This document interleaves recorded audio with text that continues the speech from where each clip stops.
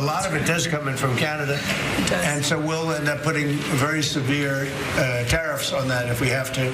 U.S. President Donald Trump suggesting the country could impose tariffs on fertilizer exports from Canada in an effort to support American producers. Thus, despite a significant gap in potash production between the U.S. and Canada, according to Stuart Smythe, who specializes in agriculture and resource economics. The U.S. produces about 400,000 tons of potash per year, compared to Canada around 12, 13 million tons, and we export half of that to the U.S. He adds the move would be felt by farmers and consumers on both sides of the border.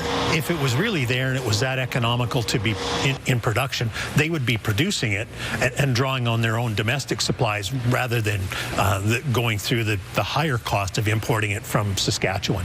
When comments like this come, we take a breath, take the president seriously.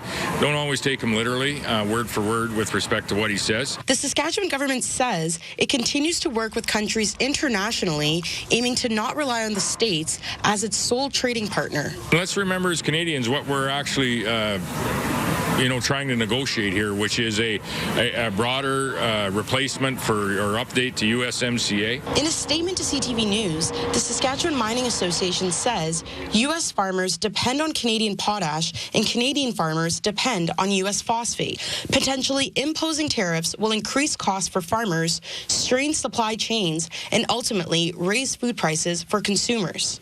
Given that we export about 50% of our potash to the U.S., I think, like most things, it would be very difficult to pivot in a few months. The Saskatchewan Mining Association says it will continue to engage constructively with policymakers to support predictable trade. Sierra D'Souza Butts, CTV News, Regina.